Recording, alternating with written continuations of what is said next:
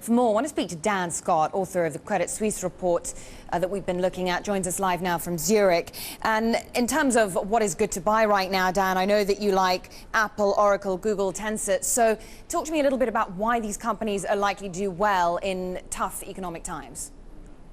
Well, those are the technology stocks that the screen came up with.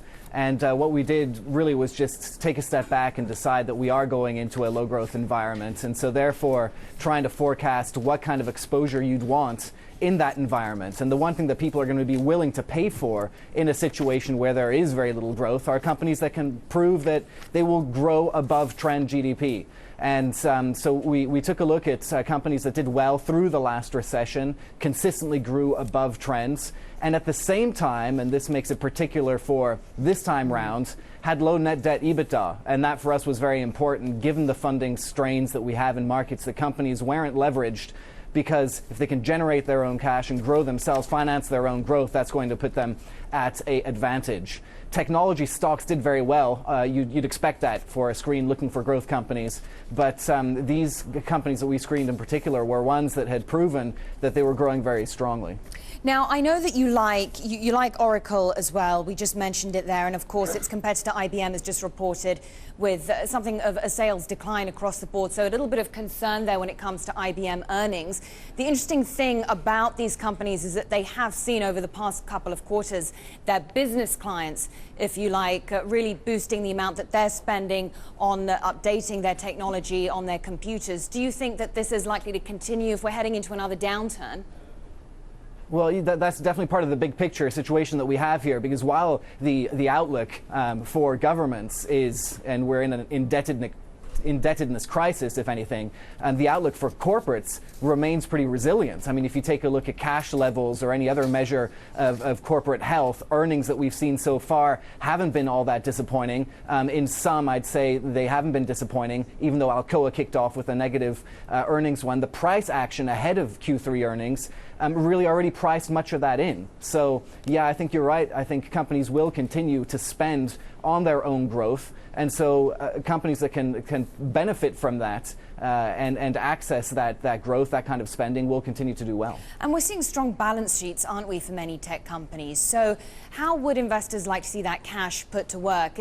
Are we likely to go down the mergers and acquisitions route? Are we going to see more of that? Or should they be returning more money to shareholders?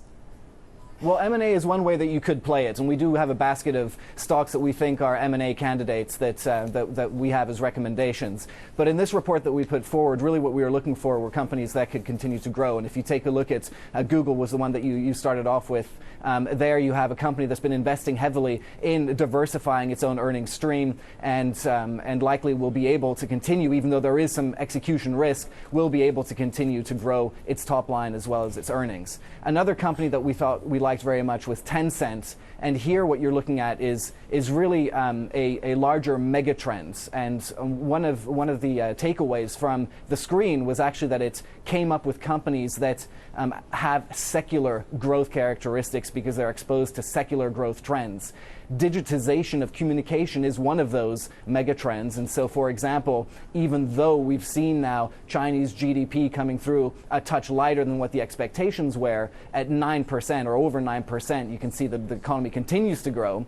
Within that, if you take a look at secular growth, for example, digitization, a company that can give you access to something like an instant messaging community of Chinese internet users, we think those are the type of trends that will continue to go for a longer term. You're talking about a long-term trend there, aren't you? Yeah, absolutely. These are very long-term trends. And I think the reason why it makes sense now to look at these is because markets have just been hostaged by this either risk-on or risk-off stance that we have daily in equity markets. And really, that's just all driven by policy actions. And underneath these actions, what you have are certain pockets of value or certain pockets of opportunity developing. So eventually the policy issues will be resolved in one way or another, and that's when the focus will come back onto fundamentals. Well, Dan Scott from Credit Suisse is still with us to talk us through his investment strategies. And so, Dan, why don't we focus a little bit on these two extremes, starting with the prospect? Why don't we go with the bullish prospect first? The idea of there being a full fiscal union, a euro bond market. You're saying what, a 10 to 20% chance of that happening, right? Yeah, we still have a 10 to 20 on that, but I think increasingly that's pie in the sky now. I think, especially with the comments that we've had overnight from Germany, it's likely a bit pie in the sky that we're going to see a full fiscal unit and a Eurobond market. That obviously would have been the neatest solution, and if it had been able to be done quickly, then you'd have had a knee-jerk reaction in markets. Everything would have been risk back on, and markets would be in a different place today. I think currently. And we've actually always said that the most likely, we're the middle of the road, the consensus approach, like the EU very often does work, the consensus approach, middle of the road, was the most likely. Worst case scenario, of course, would be Greece out and a unraveling of the Eurozone. That also we assign the lowest probabilities to, just because it's in absolutely no one's interest to go down that path. So now we find our way through these two, what we call muddling through scenarios, where we have a 2A and a 2B, depending on how the restructuring happens and how it's implemented, a longer duration, really, but coming to some sort of a conclusion at some point. Dan, which companies, which industries benefit from this muddling through scenario that you describe?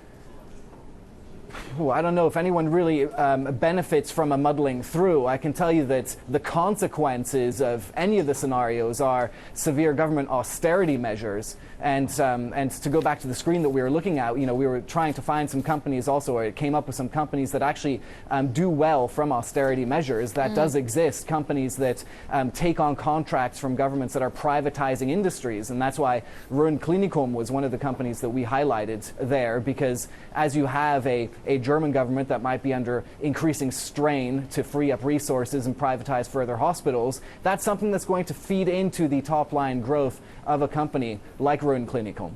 So when it comes to investment strategy, there is so much uncertainty right now. As you say, investors are paying more attention to the macro picture than the fundamentals. What is the most important consideration, the most important factor to bear in mind? Well, what interests me, and usually my traditional tools would be valuation. I'd be looking at the world and on a valuation perspective and trying to figure out where the best opportunities are at the moment. But I think right now, you could even look at China and decide that China is a value call, trading on less than 2 times book with the GDP at around 9%. So value, I think, is pushed a little bit to a side, also because of the risk out there. So really, we've decided that the one thing that people should be looking for is companies that can continue to grow, because if they show that growth in the past has been defensive in nature, i.e. they've been able to grow on a secular stance, then that provides you some sort of a security going into this new environment. Dan Scott, event-driven research analyst at Credit Suisse. Good to talk to you. Thanks for joining us from Zurich.